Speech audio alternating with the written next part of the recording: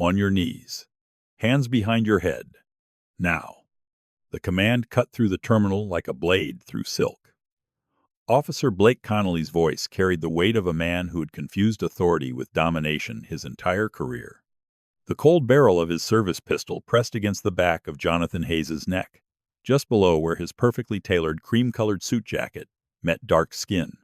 The fabric, expensive Italian linen, chosen specifically for Phoenix's dry heat, wrinkled under the officer's rough grip.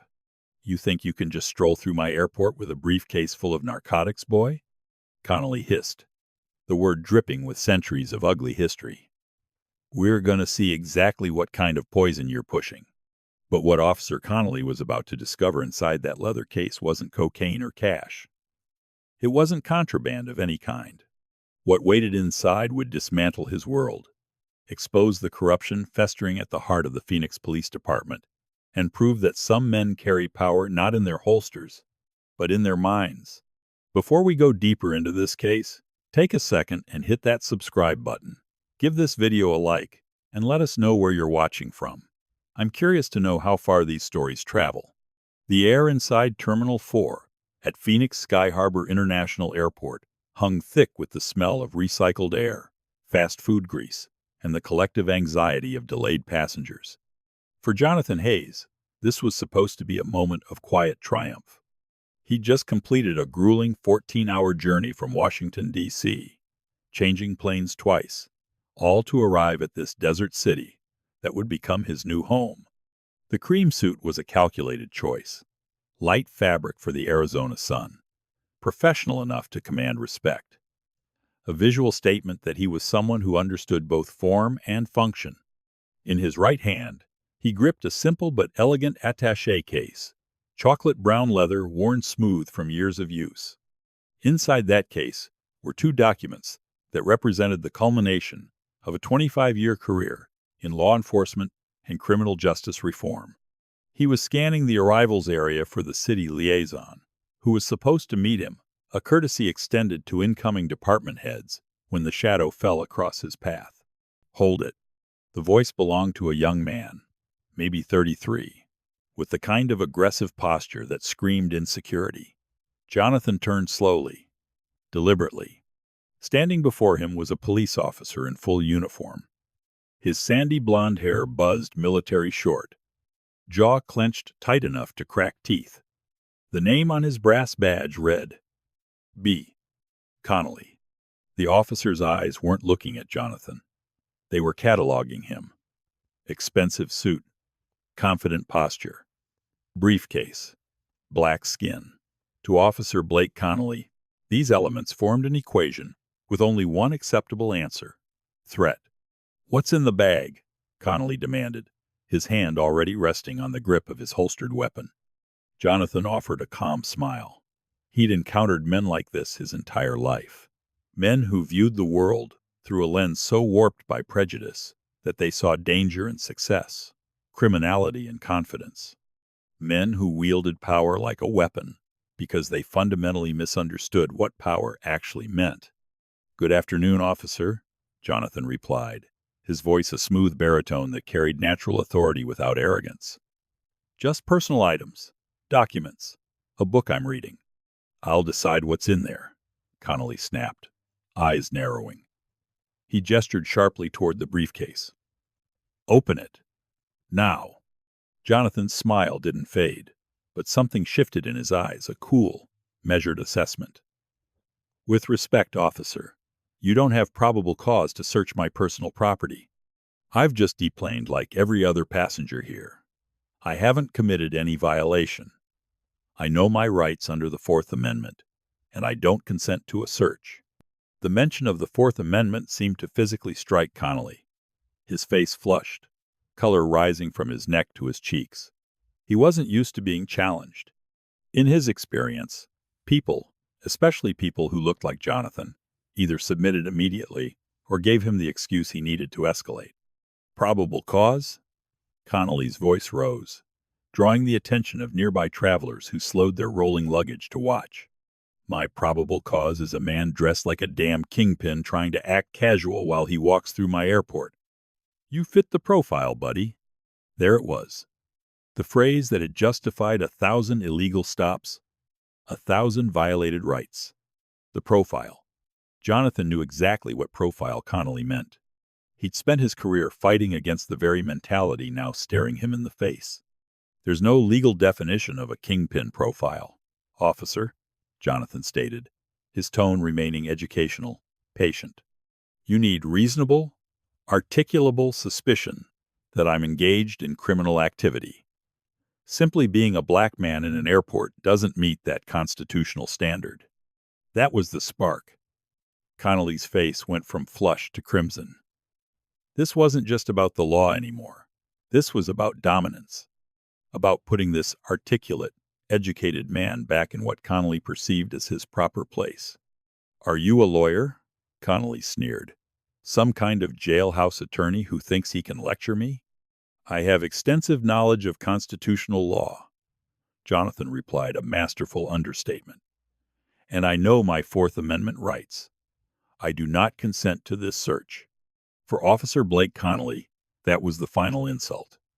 His hand moved to his weapon, unholstering it in one practiced motion. The metallic click echoed through the suddenly silent terminal. Gasps rippled through the crowd. Travelers froze mid-step, phones appearing in hands, cameras beginning to record. I'm done asking, Connelly growled, his own adrenaline sharp in the air. He aimed the barrel toward Jonathan's chest. On the ground. Now. Jonathan didn't move. He simply looked down at the weapon, then back up into Connelly's eyes. There was no fear there, only a deep, profound sadness. Officer, Jonathan said quietly, his voice carrying new weight, you are making a catastrophic error in judgment. I strongly suggest you reconsider both the legality and the consequences of your next action. But Connelly was beyond reason. He saw challenge. He saw disrespect. He couldn't see the man standing before him, only the target his prejudice had created. In a surge of rage-fueled certainty, he lunged forward, grabbing the front of Jonathan's linen jacket with one hand while pressing the cold steel barrel against the base of his skull with the other. Get on your knees, Connelly snarled. Hands behind your head. Do it now. The briefcase fell from Jonathan's hand, hitting the polished floor with a muted thud. Around them, the terminal had transformed into a theater of witnesses. Dozens of travelers stood frozen, their phones held aloft, red recording lights blinking like digital accusers. A woman near the baggage carousel gasped audibly. A child asked his mother why the policeman was hurting that man. Jonathan Hayes, a man who had spent 2.5 decades studying the psychology of law enforcement, who had written papers on de-escalation tactics, who had trained officers across 3 states on constitutional policing, slowly sank to his knees on the cold airport tile. His hands moved deliberately behind his head, fingers interlacing. His mind, however, remained sharp and clinical. He was already documenting everything, Connelly's position, the exact words spoken, the witnesses, the cameras. This wasn't just happening to him, he was allowing it to happen. There was a critical difference. That's more like it, Connelly muttered, breathing hard. He holstered his weapon and yanked out his handcuffs. The metal bracelets clicked open with practiced ease. Hands behind your back. Jonathan complied. The cuffs bit into his wrists, tighter than necessary. The officer was making a point, asserting dominance through deliberate discomfort. Jonathan filed that detail away too. You're making a mistake, Officer Connelly, Jonathan said calmly, reading the name badge still at eye level. A mistake that will cost you everything. Shut up, Connelly barked. He grabbed the briefcase from the floor, holding it up like a trophy. Let's see what we've got here, shall we? The crowd pressed closer. Phones captured every moment. Connelly's fingers worked the brass latches, anticipation bright in his eyes. He was certain, absolutely certain, that he was about to vindicate his instincts. Inside this case would be drugs. Had to be. Money. Weapons. Something that would prove he was right, that his profile was accurate, that this man in the expensive suit deserved to be on his knees. The latches clicked open. Connelly lifted the lid. His expression changed immediately. The smug certainty drained from his face like water from a broken dam. Inside the briefcase weren't bricks of cocaine or bundles of cash. There were folders, documents, legal pads filled with neat handwriting, a worn copy of the Constitution, and prominently displayed on top, two items that made Connelly's hands begin to shake. The first was a badge, gold, Phoenix Police Department, but not a patrol officer's badge. This one read, Chief of Police. The second was a formal letter on official city letterhead, signed by the mayor herself. It was an appointment letter, dated 3 weeks prior, welcoming Jonathan Marcus Hayes to his new position as chief of the Phoenix Police Department. Officer Blake Connelly stood there, frozen, the briefcase trembling in his grip. Around him, the murmuring crowd began to understand what they were witnessing.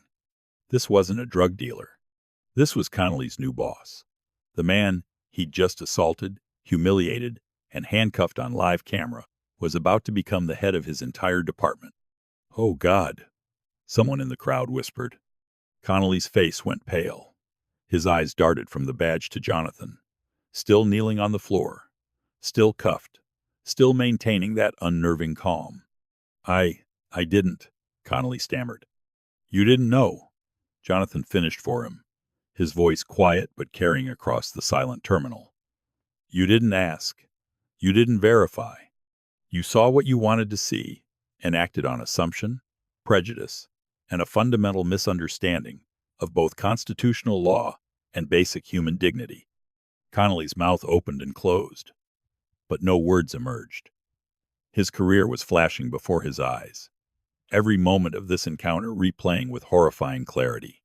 The racial slur, the illegal search demand, the drawn weapon, the physical assault, all captured on dozens of phones, all witnessed by hundreds of people, all directed at the man who would soon have the power to end his career with a single word.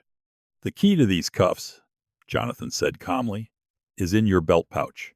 I suggest you remove them. Now."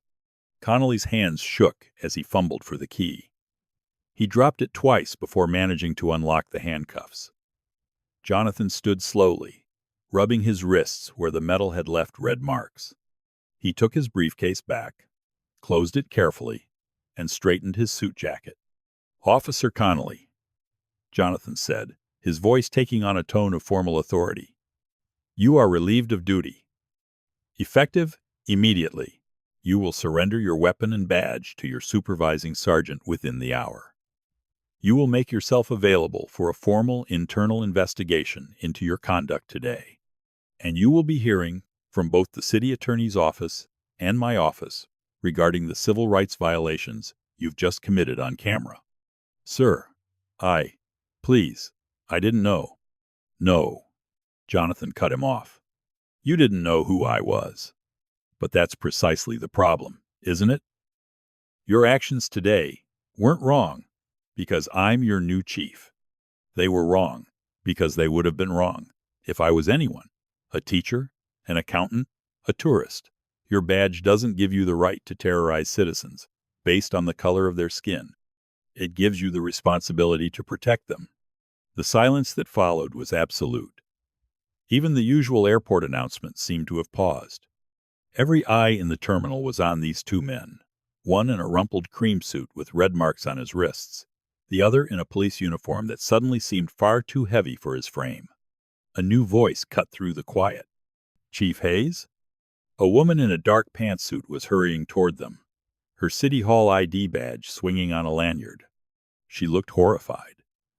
"Chief Hayes, I'm Rebecca Torres from the mayor's office. I am so sorry. I was delayed in traffic, and She stopped, taking in the scene. The crowd, the phones, the briefcase, Connelly's pale face. "Miss Torres." Jonathan greeted her with a slight nod. "We can discuss the details later. For now, I need you to contact both the airport police and the Phoenix PD Internal Affairs Division. This officer needs to be escorted from the premises, and I'll need copies of all security camera footage from this terminal for the past 30 minutes. "Of course, sir." "Right away." As Torres pulled out her phone, making rapid calls, Jonathan turned back to Connelly one final time. You had a choice today, officer. At every moment, you had a choice. You could have been professional. You could have been respectful. You could have followed the Constitution you swore to uphold. Instead, you chose intimidation. You chose prejudice. You chose violence. Those choices have consequences. You're about to learn exactly what those consequences are. Within 20 minutes, the airport terminal had transformed into a crime scene, not because of drugs or weapons, but because Officer Blake Connelly had turned what should have been a routine day into a constitutional violation captured by 43 separate cell phone cameras and 6 security feeds.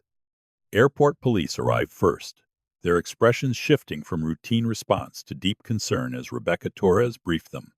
Phoenix PD's internal affairs followed shortly after, led by Captain Sandra Morales, a hard-eyed woman in her 50s, who took one look at the crowd, the phones, and Connelly's ashen face, then muttered something under her breath that sounded like a prayer or a curse. Jonathan Hayes stood to the side, answering questions with the same calm precision he'd maintained throughout. Yes, he had identified himself as a civilian and asserted his Fourth Amendment rights. No, he had not been given Miranda warnings before being handcuffed. Yes, Officer Connelly had used a racial slur. Yes, he drew his weapon without legal justification. The whole encounter was documented. The evidence was overwhelming. Connelly sat on a bench near the baggage claim, his badge and gun already surrendered, his hands clasped between his knees. He looked like a man watching his entire life collapse in real time. Which, in fairness, he was.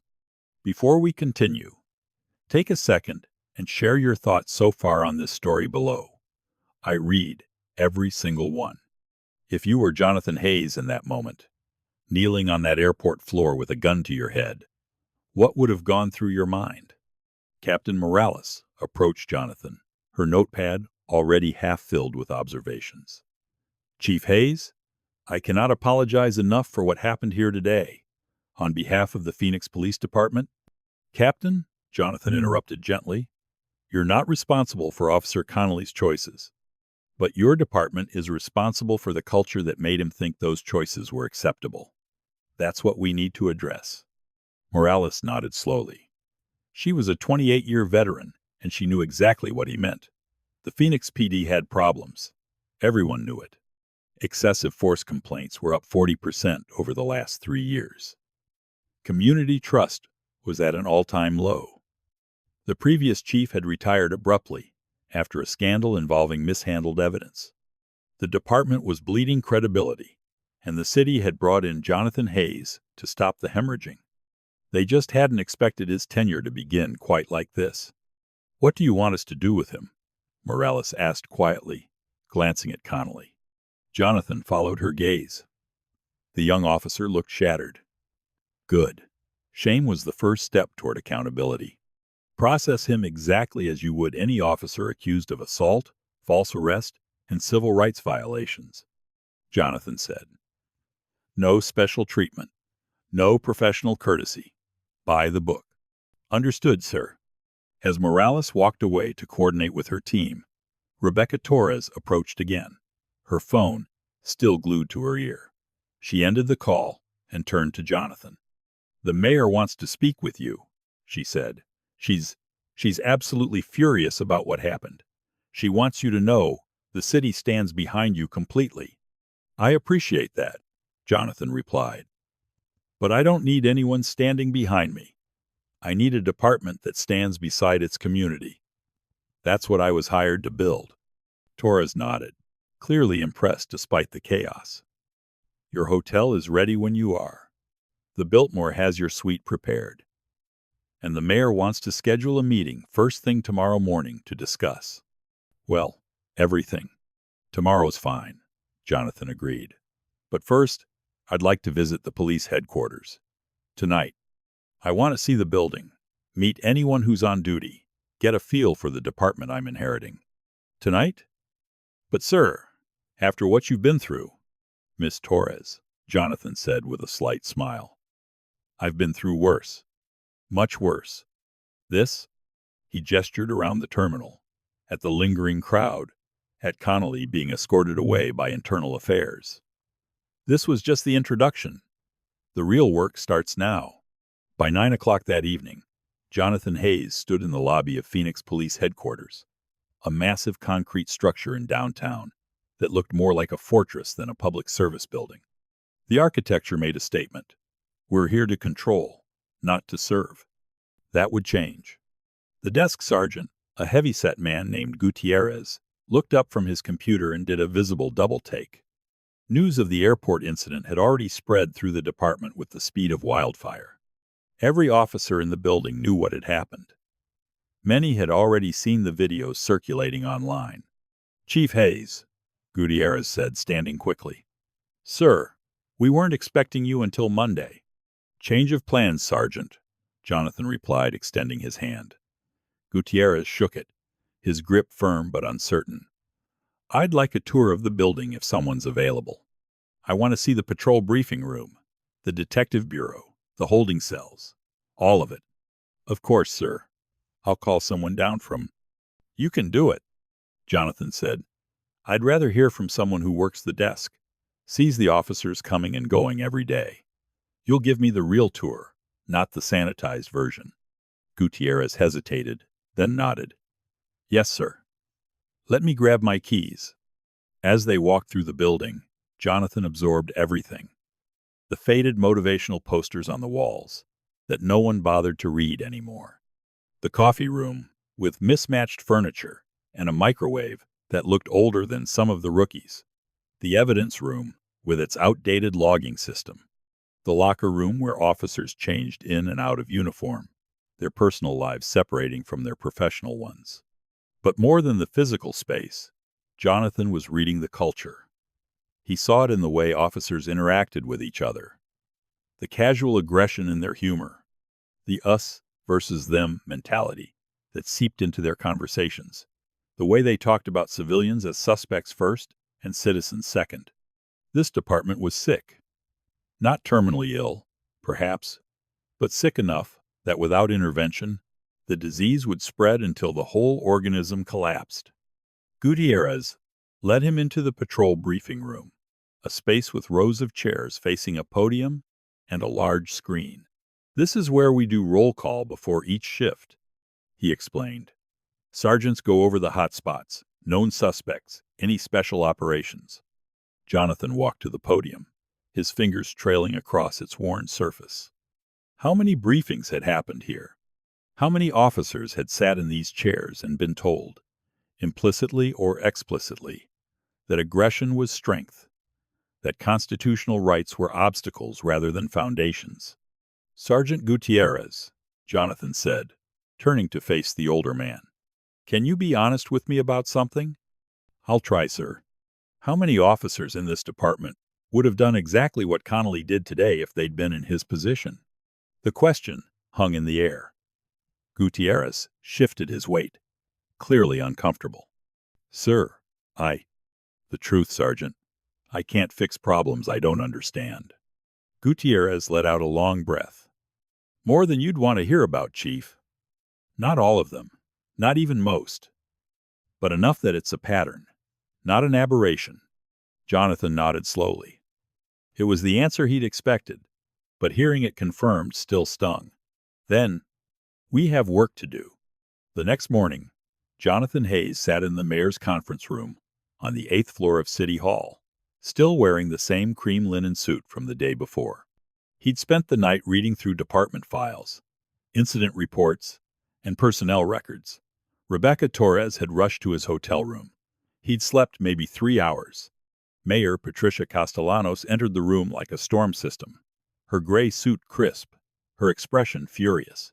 She was a no-nonsense woman in her early 60s, who'd won election on a platform of police reform and community investment. Hiring Jonathan had been her signature move, a signal that real change was coming. She hadn't expected him to nearly get killed on arrival. "Chief Hayes," she said, sitting down across from him, "I have watched that video 17 times. 17. And each time, I find myself wanting to personally drive to that officer's house, And she stopped herself, took a breath. I am so deeply sorry. Mayor Castellanos, Jonathan replied calmly. I appreciate your concern, but this isn't about one bad apple. This is about the orchard. She leaned back, studying him. Explain. Officer Connelly didn't wake up yesterday morning and decide to assault a random black man at the airport. His actions were the product of a departmental culture that has spent years, maybe decades, teaching officers that aggression is appropriate, that certain communities are inherently criminal, and that the badge is a shield from consequences. He's a symptom. We need to treat the disease. The mayor nodded slowly. I brought you here to do exactly that. You have my full support, whatever you need. I need 3 things, Jonathan said, counting on his fingers. First, complete autonomy to restructure the department. No political interference, no union pressure that circumvents necessary changes. Second, a civilian oversight board with real power. Subpoena authority, independent investigators, the works. And third, I need you to trust me when the pushback comes, because it will come, and it will be loud. You have it all, Castellanos said without hesitation. Clean house, Chief. Build something better. The press conference happened at noon. Jonathan had wanted to wait, to settle in, to understand the department before making public statements. But the video from the airport had gone viral overnight. Local news had it on loop. National outlets were picking it up. Social media was ablaze with outrage. The story was already being written. Jonathan needed to control the narrative before it controlled him. He stood at the podium in the police headquarters media room, television cameras forming a wall of lenses and lights. Behind him stood Mayor Castellanos, Captain Morales, and several senior command staff who looked distinctly uncomfortable. To their credit, they'd shown up. That mattered. Good afternoon, Jonathan began, his voice steady and clear. My name is Jonathan Marcus Hayes, and as of this week, I am the Chief of Police for the city of Phoenix. Many of you know me from a video that has been circulating online. For those who haven't seen it, I was detained, handcuffed, and held at gunpoint by one of my own officers yesterday at Sky Harbor Airport. The officer in question had no probable cause, violated my constitutional rights, and used racial slurs during the encounter. The room erupted with questions, reporters shouting over each other. Jonathan raised a hand, and they quieted. I'm not here to talk about Officer Blake Connelly specifically. His case will be handled through appropriate channels, both criminal and administrative. What I want to address is the culture that made his actions possible. Officer Connelly is not an isolated case. He is a product of a system that has failed both its officers and the community they serve. He paused, letting that sink in. In the next 90 days, this department will undergo the most comprehensive reform in its history. We will implement mandatory de-escalation training. We will establish a civilian oversight board with independent investigative authority. We will revise our use of force policies to prioritize the sanctity of human life. We will install body cameras on every officer and make that footage available to the public within 72 hours of any critical incident. And we will hold officers accountable, truly accountable, when they violate the oath they took to serve and protect. A reporter shouted out, Chief Hayes, do you think one incident is enough to justify such sweeping changes? Jonathan looked directly into the camera. This isn't about one incident. Officer Connelly's treatment of me yesterday was the same treatment that hundreds, perhaps thousands of Phoenix residents have experienced at the hands of police officers who believed their badge made them immune to oversight. The only difference is that I had the knowledge, the resources, and the platform to fight back. Most victims of police misconduct don't. That ends now. Before we go deeper, I would love to hear your point of view. Tell me what part hit you the hardest in the story, and share your thoughts in the comments. Another reporter. What about the police union? They've already released a statement calling your proposed reforms an attack on officers. The union represents officers, Jonathan replied. I represent the oath. Those two things should be aligned, but when they're not, The oath wins every time. Officers who do their jobs with integrity and professionalism have nothing to fear from these reforms. Officers who see accountability as a threat might want to examine why that is. The questions continued for another 40 minutes. Jonathan answered each one with the same measured authority. Never defensive, never apologetic. Always focused on the larger mission.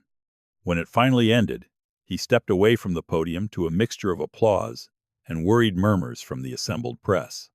Captain Morales approached him as he left the room. "That was either the bravest or the most reckless thing I've ever seen a new chief do," she said. "Probably both," Jonathan admitted. "But the time for safe, incremental change is over.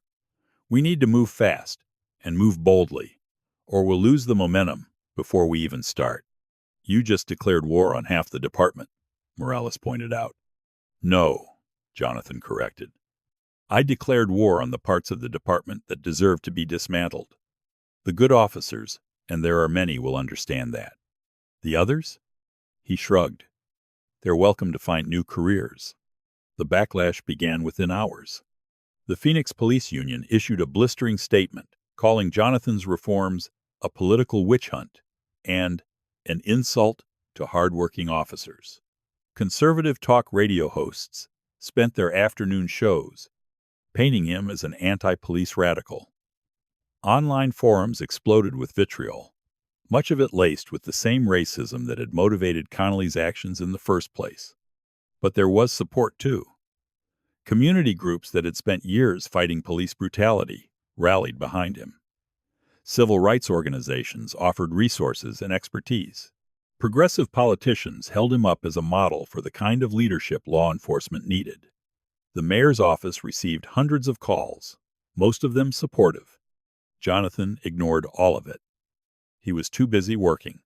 In the first week alone, he conducted 17 hours of ride-alongs with patrol officers, sat in on detective briefings, reviewed 5 years of use of force data, and personally interviewed 37 officers from every rank and division. He wanted to understand the department from the inside, its strengths, its weaknesses, its unspoken rules, and hidden dynamics. What he found was both encouraging and disturbing. There were good cops, dedicated professionals, who genuinely cared about their community and took pride in doing difficult work with integrity. Officers who'd been trying for years to speak up about problems, but were silenced by a culture that valued loyalty over honesty. But there were also rot.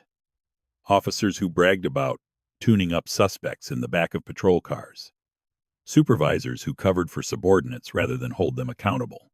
An internal affairs division so toothless that officers joked about filing complaints as a waste of paper. A use of force review board that had never, not once in 7 years, found an officer's actions unjustified. The system wasn't broken. It was designed exactly as intended. And Jonathan was about to tear that design apart and build something new. The first major confrontation came during a mandatory department-wide meeting 3 weeks into Jonathan's tenure. He'd ordered every officer from patrol rookies to veteran detectives to attend one of 3 sessions being held over a 48-hour period. No exceptions. No excuses. The auditorium was packed. Hundreds of uniformed officers filled the seats, their body language ranging from curious to openly hostile. Jonathan could feel the tension the moment he walked onto the stage. These were his officers now, but many of them didn't see it that way yet. They saw an outsider, a reformer, a threat. He didn't use a podium. Instead, he walked to the center of the stage, hands in his pockets, and looked out at the sea of faces. "I know what some of you think of me," he began, his voice carrying without needing amplification. "You think I'm here to punish you for what happened at the airport. You think I'm anti-cop. You think I'm going to make your jobs impossible." He paused. "You're half right." That got their attention. "I'm not anti-cop. I spent 25 years in law enforcement. I've worked patrol. I've worked narcotics. I've made arrests, written reports, testified in court. I know this job is hard. I know you see things that haunt you, deal with people at their worst, and make split-second decisions that others judge for years. I respect that. I honor that. He walked across the stage, making eye contact with individual officers. But I am here to change the culture that protects bad cops at the expense of good ones. The culture that confuses aggression with strength. The culture that treats constitutional rights as inconveniences rather than sacred obligations. That culture has destroyed community trust, endangered lives, and made your jobs harder than they need to be. And yes, I am going to dismantle it completely. Murmurs rippled through the crowd. Some officers were nodding. Others looked angry. Most just looked uncertain. Here's what's going to happen, Jonathan continued. Starting next month, every single officer in this department will undergo 40 hours of de-escalation and implicit bias training. Not because you're all racist, not because you're all incompetent, but because we're going to establish a new baseline for what professional policing looks like in Phoenix. An officer in the third row, a beefy man with graying temples and sergeant stripes, raised his hand. Sergeant? Jonathan prompted. Kowalski, sir. 22 years on the job. What's your question, Sergeant? With respect, Chief. This sounds like we're being punished for Connelly's screw-up. Most of us didn't do anything wrong. You're right, Jonathan acknowledged. Most of you didn't. But you all work in a system that allowed Connelly to think his actions were acceptable. A system where officers who speak up about misconduct get labeled as rats. Where supervisors cover for problem officers instead of addressing them. That's not about individual guilt. It's about collective responsibility. Kowalski didn't look convinced, but he nodded and sat back down. Another hand went up. A young woman, maybe late 20s, with corporal stripes. Yes, Corporal? Martinez, sir. I'm worried about the body camera requirement. What if we're dealing with a confidential informant? What if we're in someone's home during a domestic violence call? Those cameras will be rolling for situations that need privacy. Good question, Jonathan said. The body cameras have override protocols for exactly those situations. Informant safety, medical privacy, certain victim interviews. But those overrides get logged and reviewed.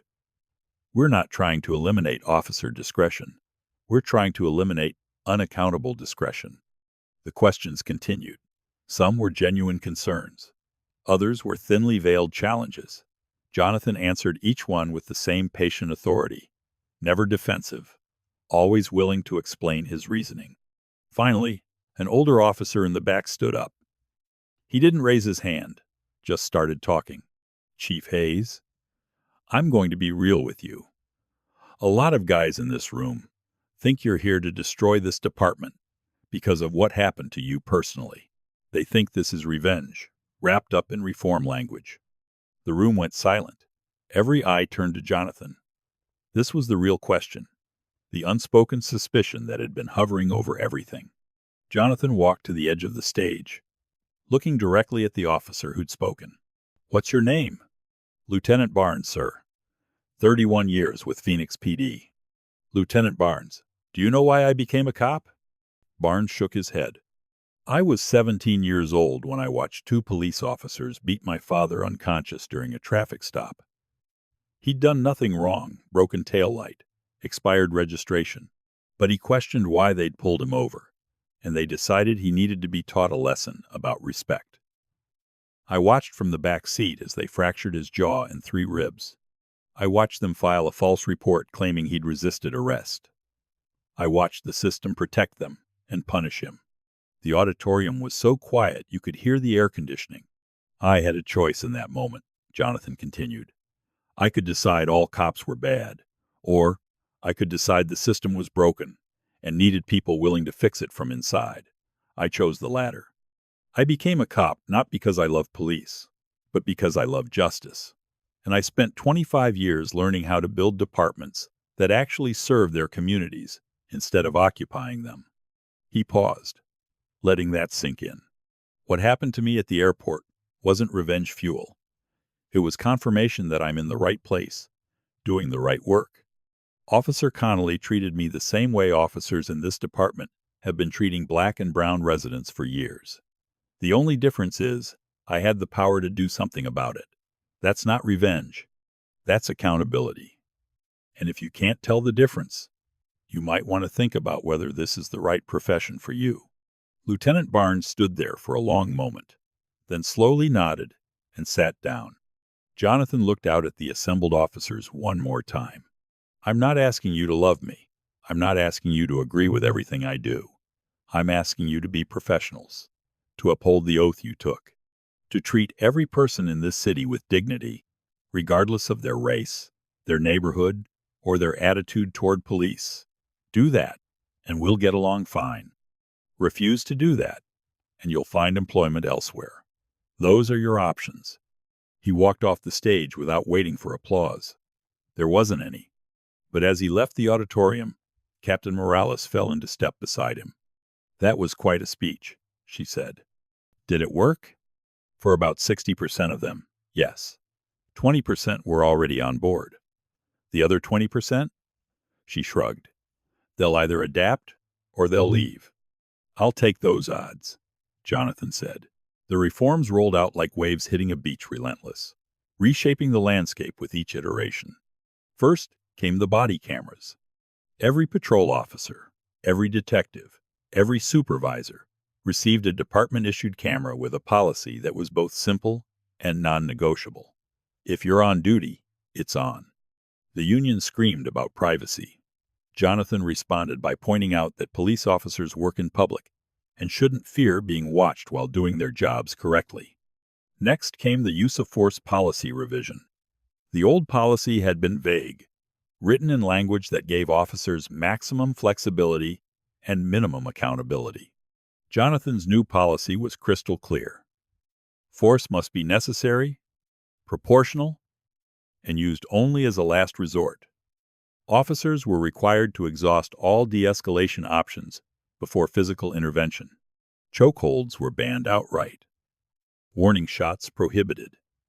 Every use of force, no matter how minor, triggered an automatic investigation. The training academy underwent a complete overhaul. The old warrior cop mentality, teaching officers to see every interaction as a potential combat scenario, was replaced with a guardian philosophy. New recruits spent more hours learning crisis, intervention, and community engagement than they did on the firing range. The change was subtle but fundamental. They were being trained to serve communities, not occupy them. Internal affairs, long viewed as a toothless department more interested in protecting the institution than pursuing justice, was restructured entirely. Jonathan brought in external investigators with backgrounds in civil rights law.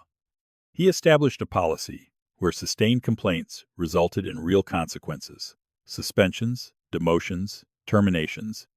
For the first time in department history, officers who violated policy actually faced accountability. The Civilian Oversight Board was perhaps the most revolutionary change.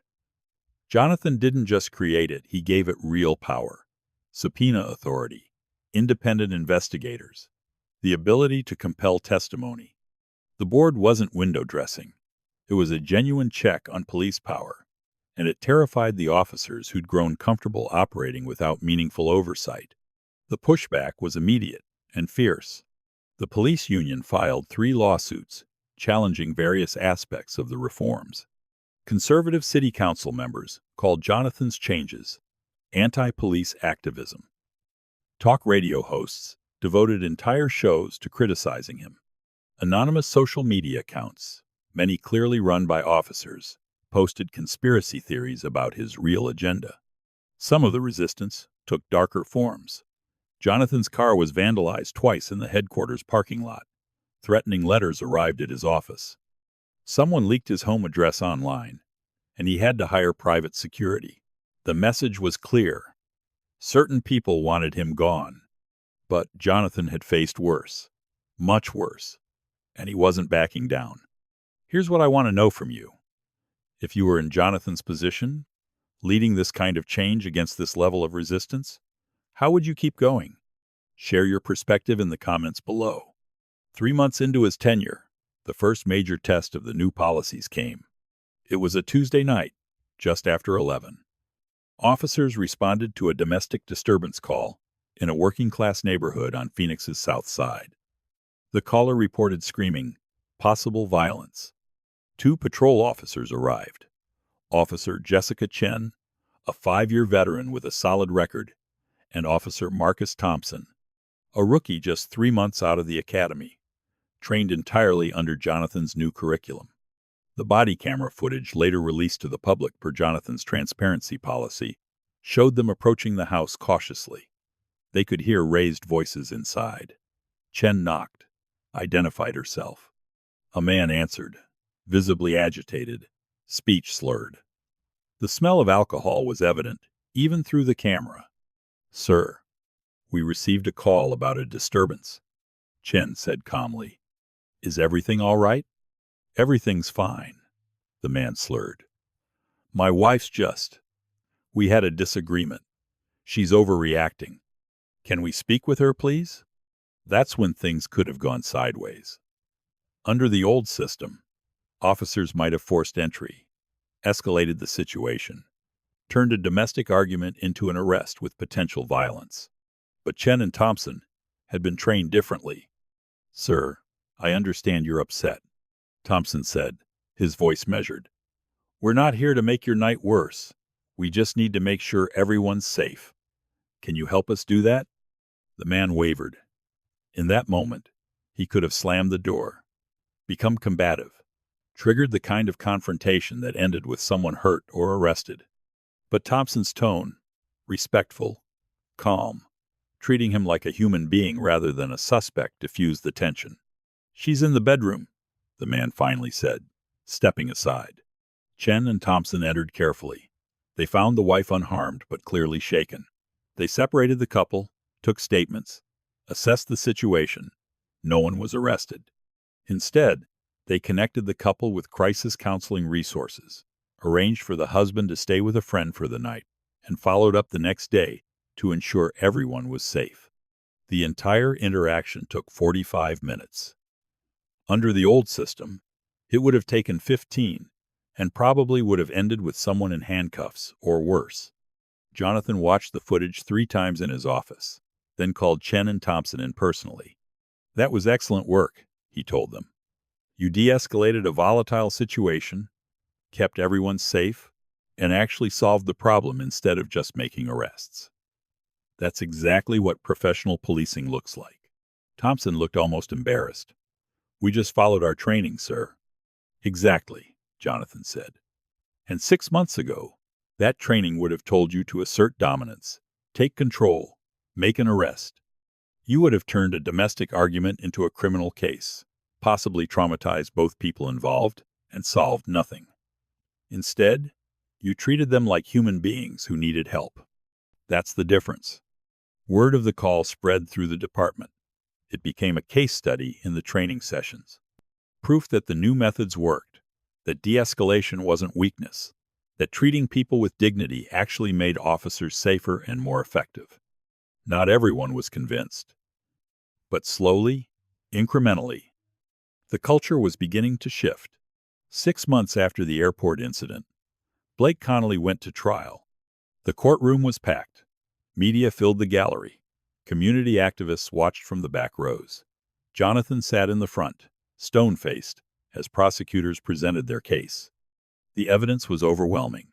43 cell phone videos from multiple angles, airport security footage, body camera recordings from responding officers.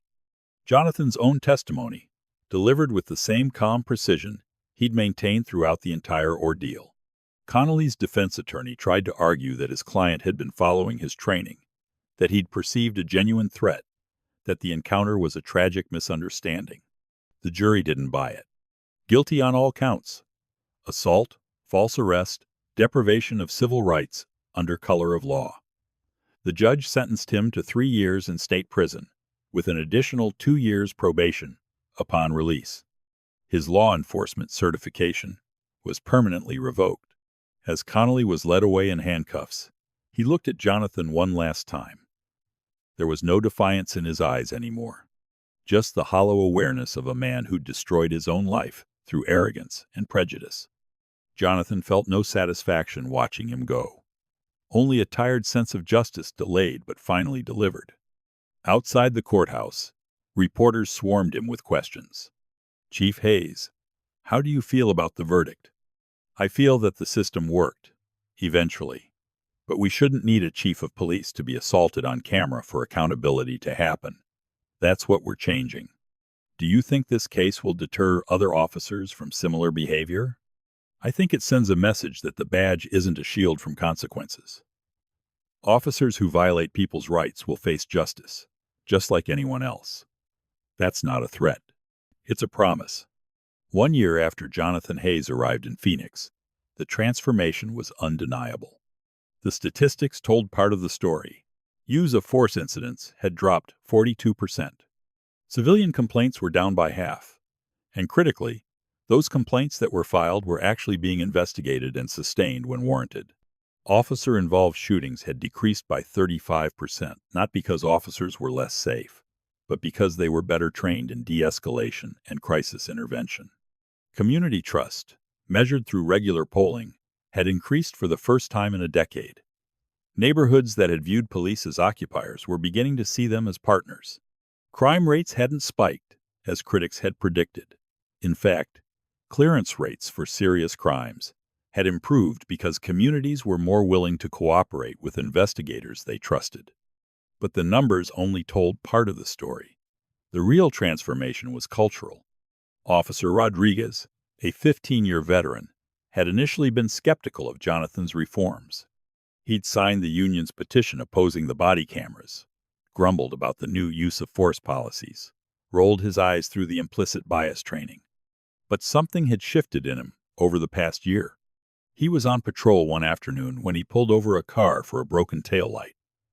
The driver was a young black man, maybe 22, who immediately tensed when Rodriguez approached. The young man's hands were shaking as he reached for his license. Under the old Rodriguez, this would have been a routine traffic stop, quick, transactional, maybe a warning, maybe a ticket, but the training had changed him. He noticed the fear, the trauma response, the way the young man kept glancing at the body camera on Rodriguez's chest. "Hey," Rodriguez said gently, "you're not in trouble. It's just a taillight. I'm going to check your license and registration, give you a fix-it ticket, and you'll be on your way. I'm not here to mess up your day. All right?" The young man's shoulders dropped slightly. "Okay, thank you, officer. No problem. And hey, once you get that taillight fixed, just bring the proof to the station. We'll waive the fine." It was a small moment, nothing dramatic, but it represented a fundamental shift in how policing was happening in Phoenix. Rodriguez wasn't just enforcing the law. He was building trust, treating a citizen with dignity, recognizing the historical trauma that made traffic stops terrifying for black men. That night, Rodriguez went home and told his wife he finally understood what the chief had been trying to teach them. It wasn't about being soft on crime. It was about being smart about people.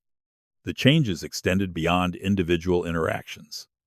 The department's relationship with community organizations transformed entirely. Jonathan had established regular meetings between police leadership and advocacy groups, the same groups that had been protesting police brutality for years. The first few meetings were tense, filled with justified anger and deep distrust. But Jonathan showed up, listened, took notes, and most importantly, acted on what he heard. When community members said they needed better lighting in high-crime areas, Jonathan redirected funds to make it happen. When they asked for officers to actually walk beats in their neighborhoods instead of just driving through, he reassigned patrol schedules. When they demanded transparency about officer discipline, he published quarterly reports with detailed statistics. Slowly, painfully, trust was being rebuilt. Maria Santos, director of the Phoenix Community Justice Coalition, had spent a decade fighting the police department. She'd organized protests, filed lawsuits, demanded reforms that went ignored. When Jonathan was appointed, she'd been cautiously optimistic but deeply skeptical. Now, a year later, she sat in his office once a month, reviewing data and discussing policy. They didn't always agree. They had heated debates about the pace of change, about officer discipline, about resource allocation, but they were talking, collaborating, working toward the same goal. I never thought I'd say this, Maria admitted during one meeting, but I actually believe you care about getting this right. I do, Jonathan replied simply, and I need your voice in the room to make sure we don't backslide. It was a partnership that would have been unthinkable a year earlier. Not everyone celebrated the changes. The resistance, while diminished, hadn't disappeared. 68 officers had resigned or retired rather than adapt to the new standards. Some left quietly, taking their pensions and fading into civilian life. Others left loudly, giving interviews to conservative media outlets about how the department had become anti-cop and impossible to work for. Among them was Captain Richard Brennan, a 32-year veteran who'd been passed over for the chief's position when Jonathan was hired. Brennan gave a scathing exit interview to a local news station, claiming Jonathan had destroyed the thin blue line and made Phoenix a paradise for criminals. Jonathan watched the interview in his office, Captain Morales standing beside him. "Want me to respond?" Morales asked. "No," Jonathan said, turning off the television. "Let him talk. The data will speak louder than his bitterness." And it did. 2 weeks after Brennan's interview, the FBI released its annual crime statistics. Phoenix's violent crime rate had decreased 3.7%, bucking a national trend of increases in major cities. Property crime was down. The city was objectively safer under Jonathan's leadership. The critics went quiet. The real vindication came from an unexpected source. Officer Chen, the veteran who'd handled the domestic disturbance call, so professionally approached Jonathan after a training session. "Chief, can I talk to you for a minute?" "Of course." They stepped into an empty conference room. Chen seemed nervous, choosing her words carefully.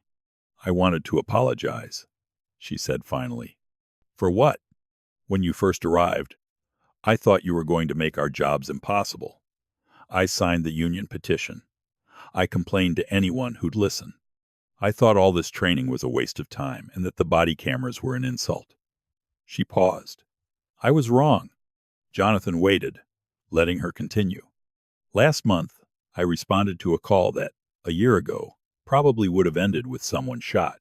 A man having a mental health crisis, armed with a knife, threatening to hurt himself. Under the old me, I would have drawn my weapon, shouted commands, escalated the situation. Instead, I used the crisis intervention training. I talked to him. I listened. I got him to put down the knife, and we got him to a hospital where he could get help." Her voice cracked slightly. "His mother called the station the next day to thank me. She said I saved her son's life. And I realized, this is what we should have been doing all along, treating people like human beings, solving problems instead of just making arrests." Jonathan felt something tight in his chest loosen. This was why he'd endured the threats, the resistance, the exhaustion, for moments like this, for officers who finally understood. "Thank you for telling me that," he said quietly. "Thank you for not giving up on us," Chen replied. 18 months after the airport incident, Jonathan Hayes stood on the observation deck of Phoenix City Hall, looking out at the sprawling desert metropolis spread before him.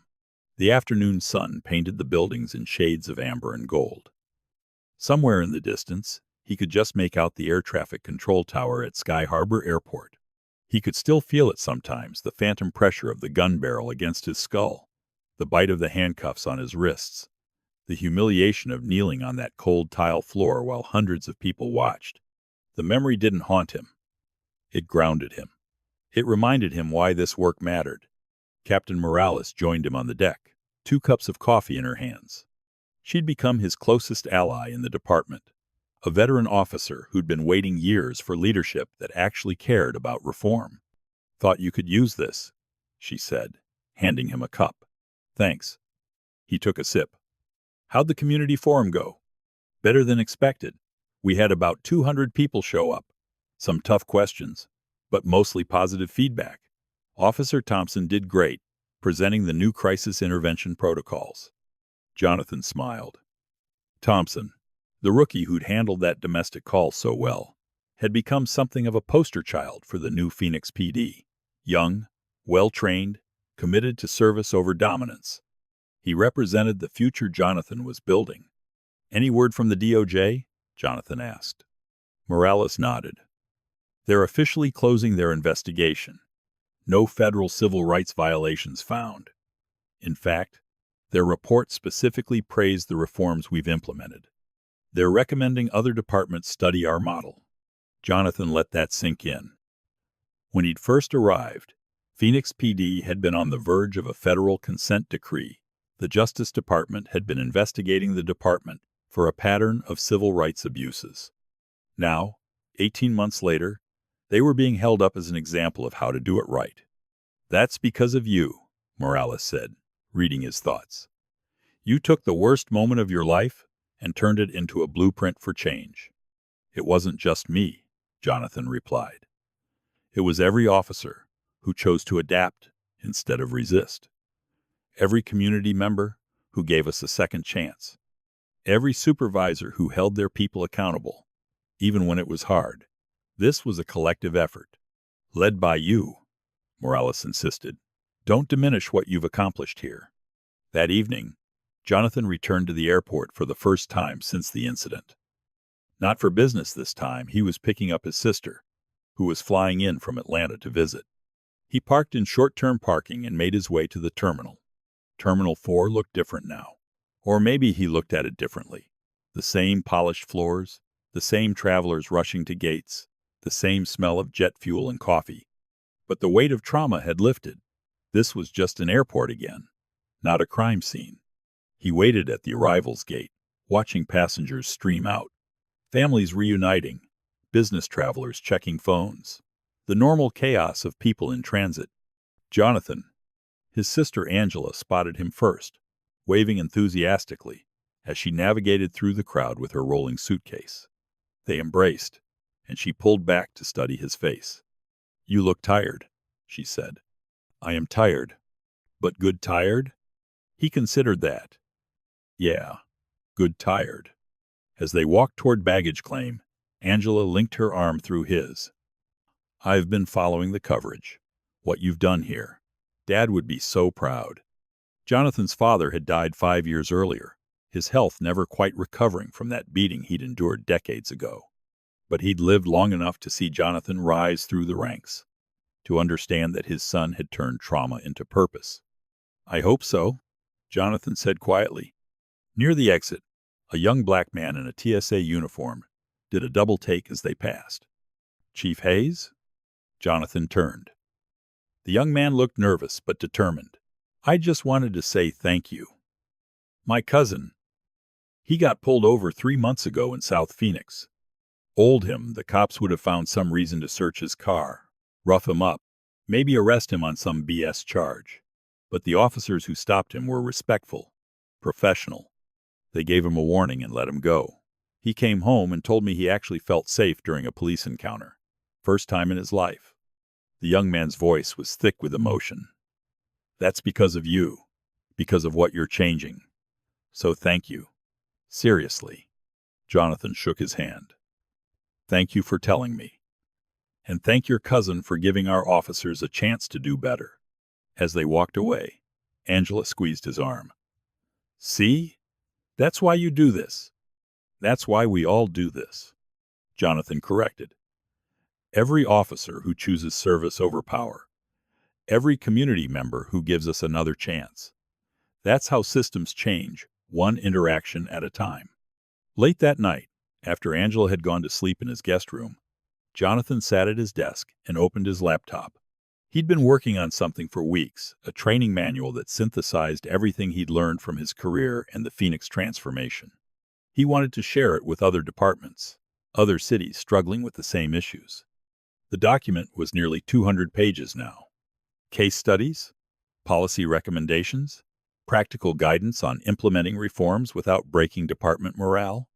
It was comprehensive, detailed, and born from hard-won experience. He typed a new section titled, "The Briefcase Principle." Authority doesn't come from the tools of force. The badge, the gun, the handcuffs. Those are instruments, nothing more. True authority comes from knowledge, integrity, and an unwavering commitment to justice. Officer Blake Connelly believed his power came from his weapon. He was wrong. When he pressed that gun to my head, he thought he was asserting dominance.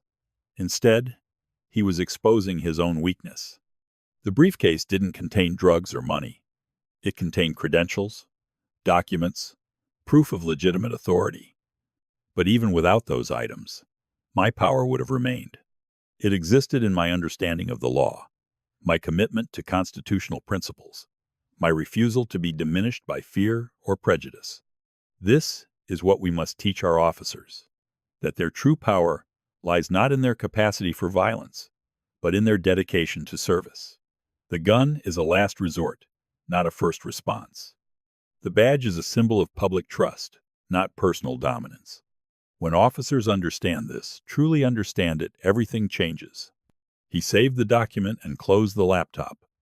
Outside his window, Phoenix stretched out in a grid of lights, a city slowly healing, slowly learning to trust the people sworn to protect it. The work was far from finished. There would be setbacks, officers who resisted change, incidents that tested the new policies, communities that remained skeptical despite progress. Jonathan knew all of this. But there was hope now, real, tangible hope. The kind built on data and changed behavior and lives saved. The kind that survived beyond any one person's tenure or effort. Jonathan Hayes had arrived in Phoenix as a stranger and been greeted with violence. He'd responded not with revenge, but with revolution. He'd taken the ugliest moment of his professional life and forged it into a catalyst for systemic transformation. And in doing so, he'd proven something fundamental about power, about justice, about the capacity for institutions to change when led by people who refused to accept broken systems as inevitable. The dawn of a new department had arrived. The work continued. And for the first time in a generation, Phoenix was remembering what it meant to be served by its police department instead of occupied by it. The story of Jonathan Hayes and Blake Connelly isn't just about one confrontation at an airport. It's about the nature of power, real versus perceived. Connelly's actions that day didn't emerge from a vacuum. They were the product of a psychology nurtured by a permissive, enabling system. He suffered from what many officers do, an inferiority complex masked by authoritarian aggression. The badge and gun weren't tools of service to him. They were extensions of a fragile ego. When confronted by Jonathan, a black man who was not only unintimidated but more intelligent, articulate, and confident than him, Connelly's entire sense of self crumbled. The encounter became existential. He had to diminish Jonathan to elevate himself. And racism was his most readily available weapon. Could the outcome have been different? Perhaps if Jonathan had immediately shown his credentials, the public assault might have been avoided. But that would have been a private solution to a public problem. It would have saved him from humiliation, but left Connelly free to terrorize the next person who fit the profile, someone without the power to fight back. Jonathan's choice to endure the assault, to calmly build a case in real time, was a sacrifice. He allowed himself to become a victim so he could expose the rot and transform the system. It was calculated, painful, and prioritized systemic justice over personal comfort. The ultimate lesson is about the nature of true authority. Connelly believed authority came from his gun, his badge, his ability to dominate. He was wrong.